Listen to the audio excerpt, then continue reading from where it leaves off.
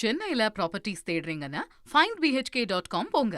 Matching ப்ராப்பர்ட்டிஸ AI உங்களுக்கு suggest பண்ணும். திமுகவுடன் தொகுதி பங்கீடு பேச்சுவார்த்தை நடத்துவதற்காக தற்பொழுது விசிக தலைவர் திருமாவளவன் அண்ணா அறிவாலயம் வருகை தந்திருக்கிறார்.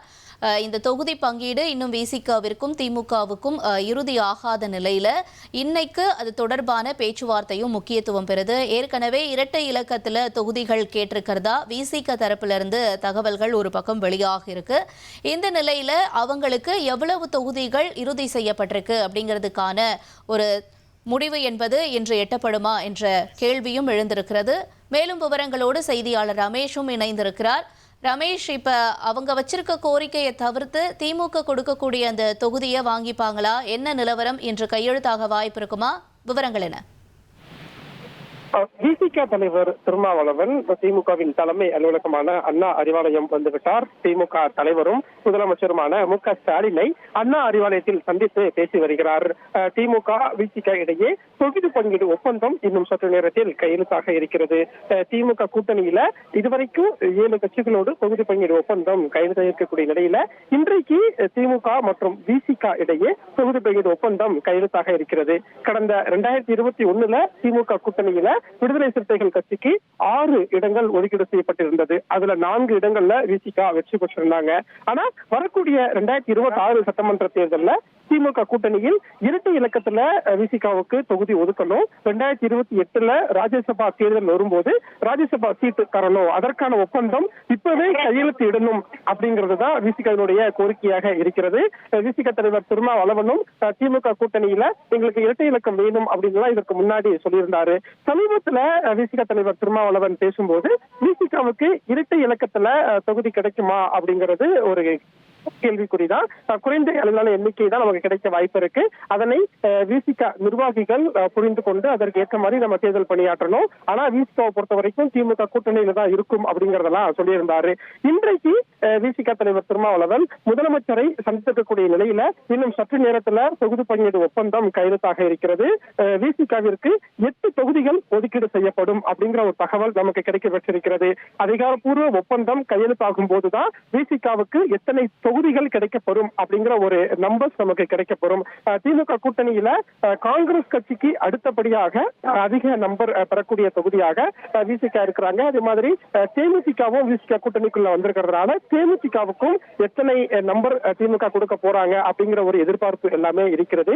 இந்த பேச்சுவார்த்தை அப்படிங்கிறது இப்போது நடைபெற்று வருகிறது. இந்த பேச்சுவார்த்தை முடிந்ததற்கு பிறகு முதலமைச்சர் மு.க. ஸ்டாலினும் விசிக தலைவர் திருமாவளவனும் ஒப்பந்தத்துல கையெழுத்திடுவாங்க அப்படிங்கிற தகவல் கிடைக்கப்பட்டிருக்கு. திமுகவை பொறுத்த வரைக்கும் இந்த வாரத்துக்குள்ள தொகுதி பங்கீடு ஒப்பந்தத்தை கையெழுத்திடணும் அப்படிங்கறத திட்டமிட்டிருக்காங்க. இன்றைக்கு விசிகாவோடு ஒப்பந்தம் கையெழுத்தாக்கிவிட்டால் இன்றோ அல்லது நாளையோ தேமுதிகவுடனும் மக்கள் நீதி மையமுடனும் மற்ற சிறிய கட்சிகளுடனும் தொகுதி பங்கீடு ஒப்பந்தத்தை கையெழுத்திட்டு மார்ச் இறுதியில வேட்பாளர் பட்டியலை அறிவிக்கிறதுக்கும் திட்டமிட்டிருக்காங்க. எனவே இன்னும் சற்று நேரத்தில் திமுக மற்றும் விசிக இடையே தொகுதி பங்கீடு ஒப்பந்தம் கையெழுத்தாக இருக்கிறது. ரமேஷ், நம்ம ஆரம்பத்திலிருந்தே பார்க்கிறோம், அதாவது திமுக 170 தொகுதிகளுக்கு மிகாம போட்டியிடும் அப்படின்னு. இப்ப புது கட்சிகளுடைய வரவு, அப்புறம் மற்ற கட்சிகளும் கூட விடாப்படியா நிக்கிறாங்க இவ்வளவு தொகுதிகள் வேணும்னு. இப்ப இந்த வகையில இவங்க கேட்கக்கூடிய தொகுதிகளை கொடுத்தா திமுக போட்டியிடக்கூடிய தொகுதிகள் குறையுமா? அதனுடைய நிலவரம் என்னவா இருக்கு? திமுகவை பொறுத்த வரைக்கும் கடந்த 2021 சட்டமன்ற தேர்தல்ல 173 இடங்கள்ல நேரடியா போட்டிட்டு இருந்தாங்க. வரக்கூடிய தேர்தலையும் குறைந்தது 170 இடங்கள் அப்படிங்கிறது திமுக திட்டமிடலா இருந்தது. ஆனா தேமுதிக திமுக கூட்டணிக்குள்ள வந்துட்டதுனால போட்டியிடக்கூடிய நம்பர்ஸ் அப்படிங்கிறது 165 இருக்கும் அப்படிங்கிறது தான் சொல்லப்பட்டது. குறைந்தது 165 இடங்கள்ல போட்டியிட வேண்டும் அப்படிங்கிறது திமுகவினுடைய ஒரு இலக்காக இருக்கிறது. ஆனா கூட்டணி கட்சிகள் கூடுதல் தொகுதியை கேட்டு திமுகவுடன் தொடர்ந்து பேச்சுவார்த்தை நடத்திட்டு இருக்கிறாங்க. கடந்த முறை 25 சீட் வாங்கின காங்கிரஸ் இந்த முறை 28 இடங்கள் வாங்கினாங்க. கடந்த முறை 6 இடங்கள்ல போட்டியிட்ட விசிக இந்த முறை குறைந்தது 10 தொகுதி வேணும் அப்படிங்கறதுல உறுதியா இருந்தாங்க. இந்த பேச்சுவார்த்தை எல்லாம் முடிந்த நிலையில ஒற்றை இலக்கத்துல, அதாவது 8 தொகுதி ஒதுக்குறதுக்கு திமுக முன்வந்ததா சொல்லப்பட்டது. விசிக தலைவர் திருமாவளவனை பொறுத்த வரைக்கும் நிர்வாகிகளோடு அடுத்தடுத்த ஆலோசனை எல்லாம் நடத்தியிருந்தாரு. நேற்றைக்கு உயர்நிலை செயற்குழு கூட்டம் நடைபெற்றது. அந்த கூட்டத்திலையும் திமுகவோட நம்ம எத்தனை தொகுதியை நம்ம கேட்டு பெறலாம் அப்படிங்கிற ஒரு ஆலோசனை எல்லாம் நடைபெற்ற நிலையில தான் இன்றைக்கு விசிக தலைவர் திருமாவளவன் முதலமைச்சரை அண்ணா அறிவாலயத்தில் சந்திச்சு பேசி வருகிறார். இன்னும் சற்று நேரத்தில் அந்த ஒப்பந்தம் கையெழுத்தாக இருக்கக்கூடியதையும் பார்க்க முடிகிறது. திமுகவை பொறுத்த வரைக்கும் இந்த முறை குறைந்தது 165 இடங்கள் அப்படிங்கிற எண்ணிக்கை மிக உறுதியாக இருக்கிறாங்க. ஆனா மற்ற கூட்டணி கட்சிகளுக்கும் தொகுதி ஒதுக்கீடு செய்யப்படும் போதுதான் திமுக எத்தனை இடங்கள்ல போட்டியிடுவாங்க அப்படிங்கிற தகவல் எல்லாம் நமக்கு கிடைக்கப்பெறும்.